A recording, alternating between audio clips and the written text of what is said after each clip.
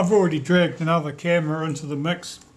Let's have a look at this one. The first thing I want to show you in the way of repairs that you may be able to do without serious dismantling of things is what you can do underneath the top cover. Now, unlike the Retina Reflex S or the Retina 3S, you can swap the meter on one of these cameras, the Reflex 4, without it being a really major exercise. So I thought I'd show you how you go about doing that first. So we can have a talk first about what tools you're going to need to get into it. Now, the rewind knob, not a problem. We'll get that off with our fingers. You've got this pinhead screw on the top cover. You're going to need a tool to deal with that. This is the latter type Reflex 3. So it's got the setting button on the back. Now getting the setting button loose, because it's screwed in, can be a bit awkward. There's various methods that work for that. I'll go through a couple of those. So,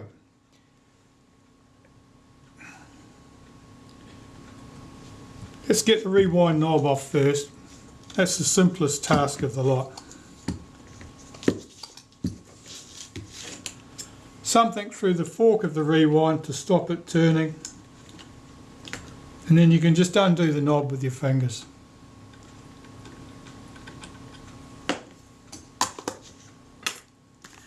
We have two screws here, one at the end of the top cover at this point. That'll be no problem. This screw here, this pinhead screw, you're going to need a tool to do that. You can either make something like this. This is a simple screwdriver that I have shaped the tip to leave me with two prongs. You can do the same with screwdriver tips like these. These are just normal flat blade screwdriver type tips. Again, I've machined the ends. In this case I used a combination of things. I used a milling cutter and files. Diamond files are particularly useful. You can get them nice and cheap. They'll cut away this hard stuff no problem at all. I've got a selection of sizes here for various jobs. Let's see which one fits this. Not that one. That one. Okay. So that's just designed to go into a bit holding screwdriver. Like that. Now, take your time lining up the screwdriver, because all of this is chrome plated. It's easily scratched.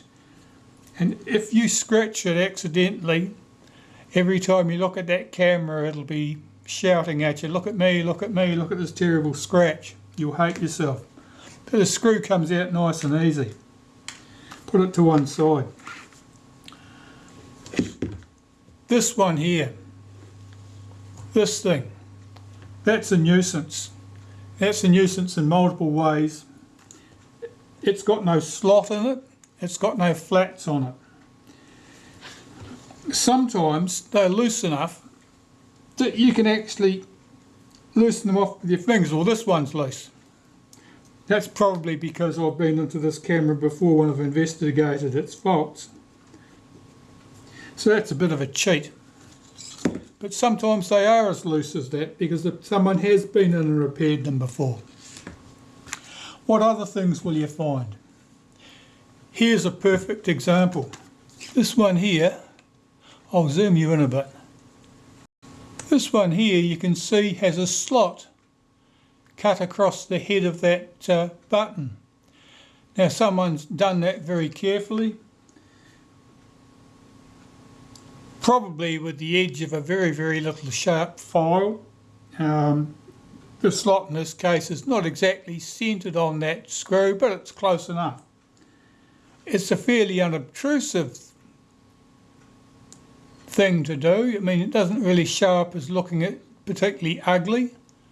It can be a good way of dealing with it. So if you had a very, very narrow file blade. I'm thinking probably of the types that jewellers use for cutting slots and heads of screws and things of that nature. You could do it with that. You might also do it with a very narrow disc on a Dremel. Basically, a slot's been cut in here to allow someone to use a screwdriver to undo that button. That button is probably also not especially tight. See if it's loose enough for me to get it loose with my fingers. Not today, but I might get it loose with a friction aid of some sort. And what do I mean by that? Well, you can get rubber stoppers, things of that nature. Sometimes you can just force them on and give it a twist and it'll break those screws loose. But if that won't work, what else can you do? You might get by with something like this. This is a pair of crimp pliers. They're quite rounded at the tips. You might be able to get in with something like this. These ones do not want to grip that thing, and these buttons they're chrome brass, they're very easily damaged.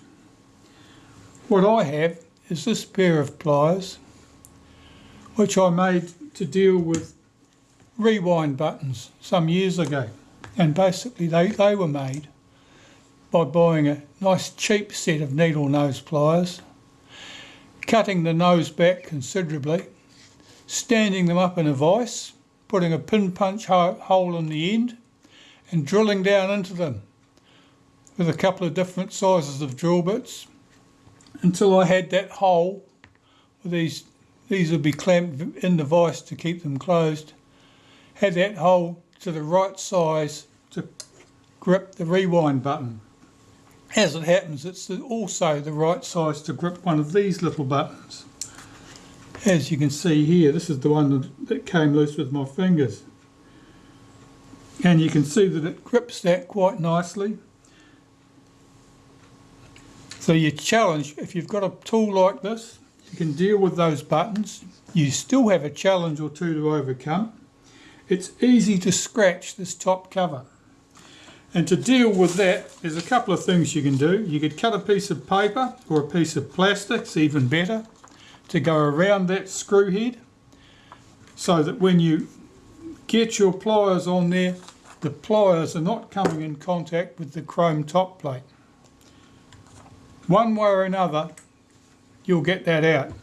Piece of plastic under there is ideal. What do they use? A bit of mylar, something like that. It's only got to be thin enough to get into that space between the button and the top cover and go around it. So basically just cut a slot in it and feed it over the top. If any of you have removed the hands from watch dials, you'll know exactly what I'm talking about. So let's see if we can, which one were we working on? Oh, this one here, wasn't it? This was the one it was our chosen victim today. I'll get a screwdriver. Okay, so we have the button off that one from the back of the camera. We have this thing off, so it only leaves us two screws to worry about. One here, one here.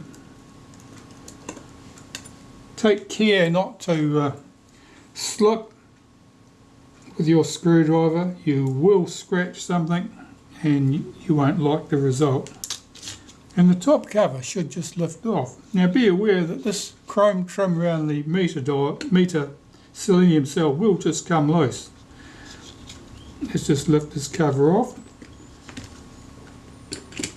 It's a bit sticky.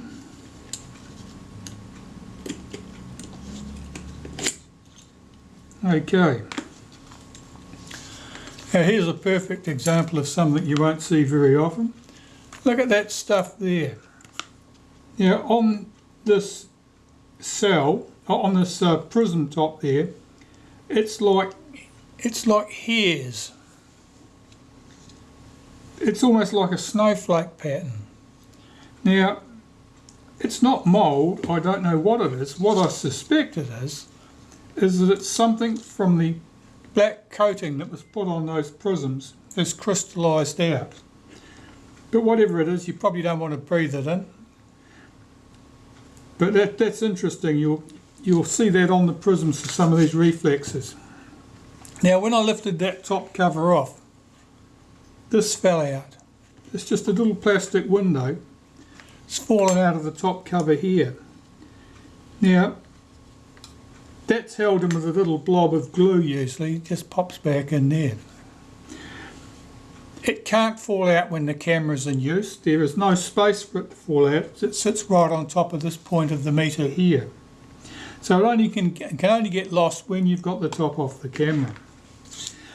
So I'll just change the battery on this camera, and we'll talk about how you would go replacing the meter if there was no other fault in the camera and you had a good organ donor. So if we had our hypothetical good working camera but with a dud meter, and we wanted to replace the meter, we don't need to go much further than this in terms of disassembly. What you need to do is make sure that you know where the meter is set before you remove it from the camera, and when you put the replacement meter back in place, it has to be going back in the correct position without you disturbing anything in the meantime. So what's the normal practice? Well, the normal practice is to set the meter to ASA 10. So I'll do that first.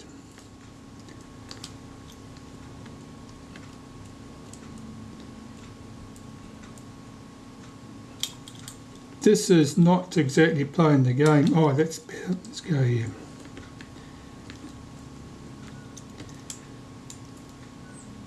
This is a camera with other faults, so it's probably not ideal to tell you how this. Okay, so we've got our meter set to ASA 10. Set your shutter speed to B and set the aperture. Notice I've got no lens on this camera body. Set the aperture to f1.9. So it's f1.9 and B, ASA 10. Now, take note of the direction of this dial at the top there, and you'll see that first of all, in this little cutout here, in this little hole, you'll see that it's partly closing something underneath it, so you've got like a half moon shape visible through that hole. Also, taking a line across here between the edges of those two windows pretty much passes the edge of the wheel at this point. Now I would advise you, if you've got a digital camera, and who doesn't these days, even if it's only their phone, make sure you've got this all set correctly and take a photo of this. Close-up photo so you can see exactly what position that is in, because that's the position we're going to set the new meter back in place on this body if we were only replacing the meter. So we've got our camera set ready to put a new meter on there. On a Reflex 3, never lift the prism before removing the meter.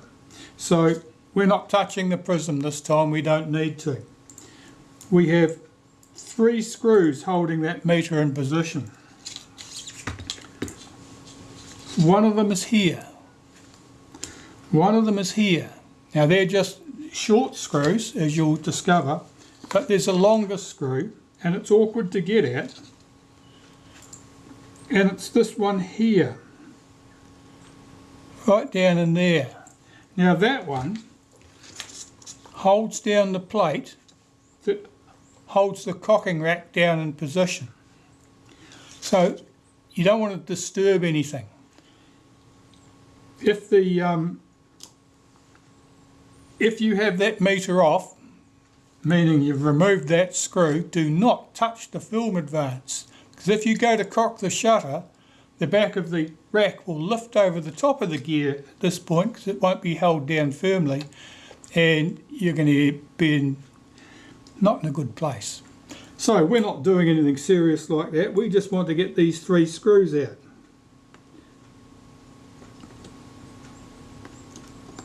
So I'll just loosen and remove these 3 screws.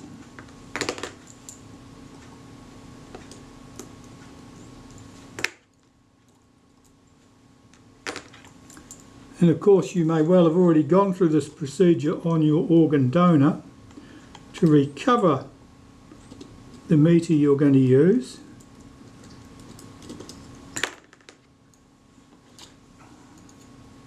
Now the meter needle is right down next to where that screw is, so you've got to be a bit cautious about getting anywhere near that with your screwdriver. Now lifting this meter up, the needle goes down and into the underneath the prism, so you lift your meter up this way and lift it back out of the way, and you can see our needle down here.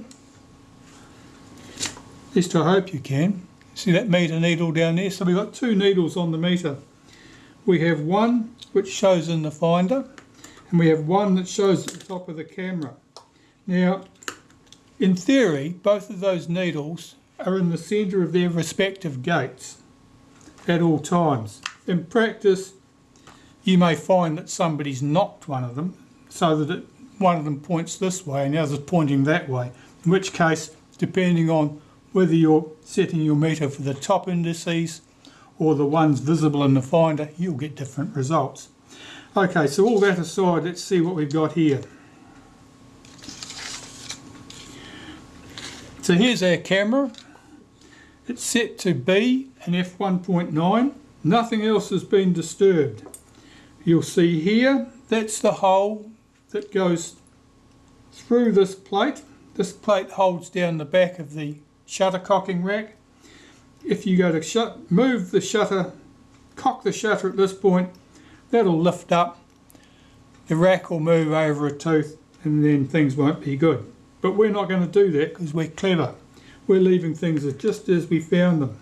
So let's assume we have our donor. This is our donor meter. It's come off another camera. Now almost certainly it's not going to be where it was left last time. It might not even be set to the same film speed. Let's set this to something else for good measure. Yeah, it's set all over the place. The settings are wrong. It's not in the same position. How are we going to get this back on the camera in the correct spot? Okay, so first I'm going to set the film speed on this. I do this by holding this thing upwards. That's what you'd be doing with the button on the back of the camera. Here's the wheel at the bottom which connects to the camera body. And I'll rotate this till we get to ASA 10 and release it. Now, we know that we've got an alignment here that we need to have correct. So I'll just turn that wheel around at the base.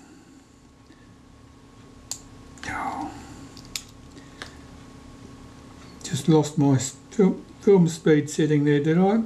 Let's have a look.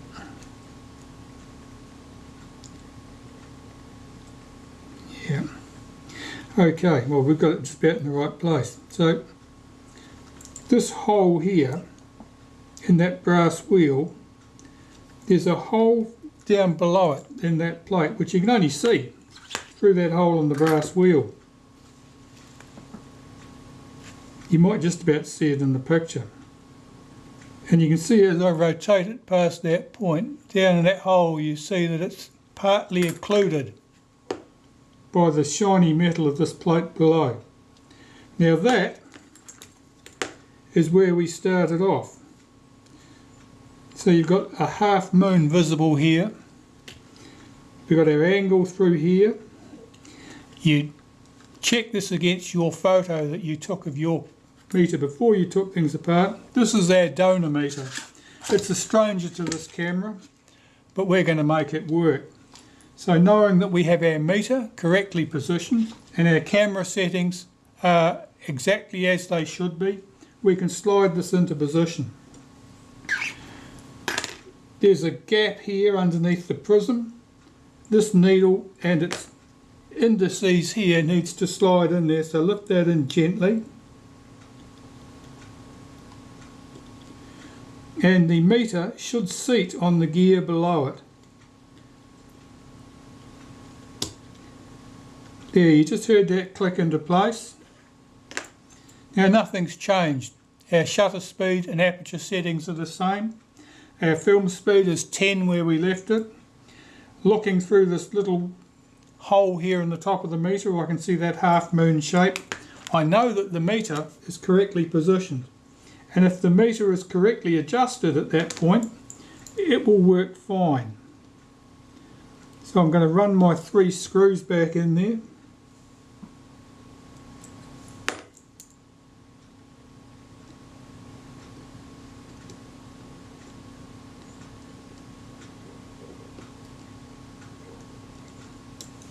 And I might need a better set of tweezers than this one to get this 3rd screw in under here, because that's a bit awkward. Let's see how I get on. No, it's going to go in today. And access to that is a little bit awkward. Get a longer screwdriver, it'll work. Otherwise you're working at a bit of an angle. Now it's important that this particular screw is done up snug, because if it's not, that bracket that holds down the cocking rack will not be held down firmly. And if it's not held down firmly, the rack will jump the gear on the transfer shaft, and there'll be weeping and gnashing of teeth to follow. Okay, so our meter is there, our settings are the same. Still check your settings again, check that you didn't disturb anything getting this in place. Now I'm going to move the wheel at the base of the camera and check that the meter moves, and you can see that it does. So that's all good, and at this stage, apart from perhaps blowing the dust off the back of the prism there for the eyepiece, blowing out any loose dust in the top cover, you can put the top cover back on the camera. Nothing here wants to fit particularly well. I think this camera's had a hard light. Just check that that's seated. That's better, it's seated. And at this stage you'd be putting your screws back in place. So I'll start with the easy one. I'll get one on this end of the cover,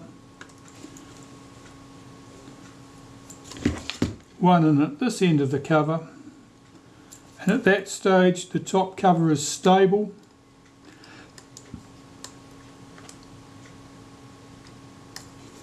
Or it should be.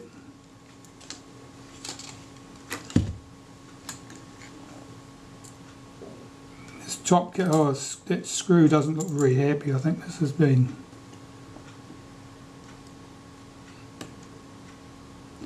That's better, it's in. Okay.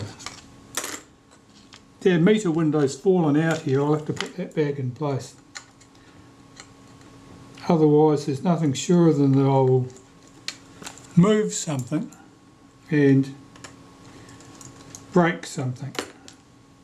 And although these are only parts cameras and I have no burning desire to do anything useful with them, I still want them to be unbroken, or no more broken than they were when I started off. My meter window has gone stray here somewhere, so I'll just find that and be back. As soon as I moved the camera, the window fell out from wherever it was hiding. It's now back in here. Let's see if we can get this together.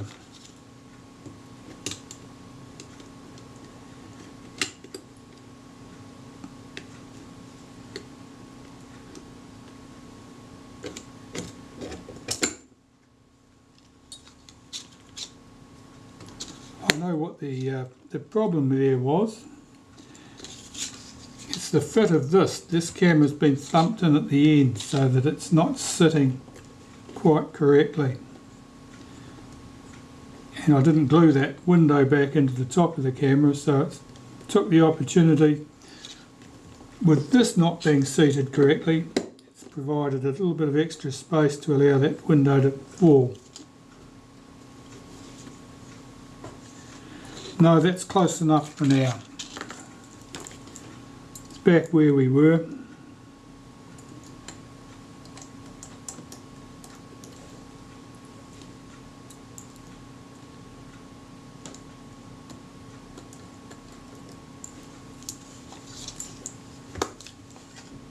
Oh, that window has fallen out. I'm going to have to put that in with a spot of glue in order to hold things.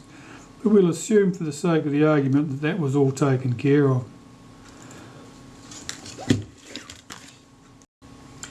Right, well, with our window back in place, I did have to put some glue on there. We can put this screw in place. That's the pinhead screw.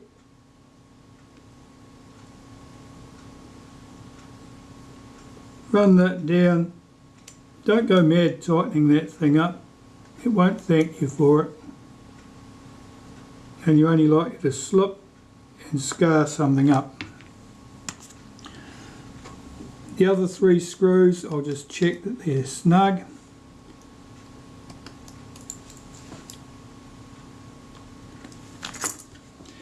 Our rewind knob, of course, would go back on. Something through the fork of the rewind to stop it turning, and just do that up with your fingers. And that only leaves us with our meter button at the back here, which you can get started with your fingers.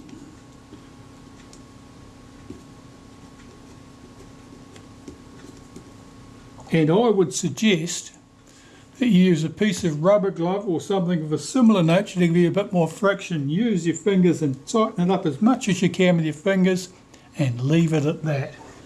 Otherwise you'll be making trouble for you or the next person that has to come in and take the camera apart.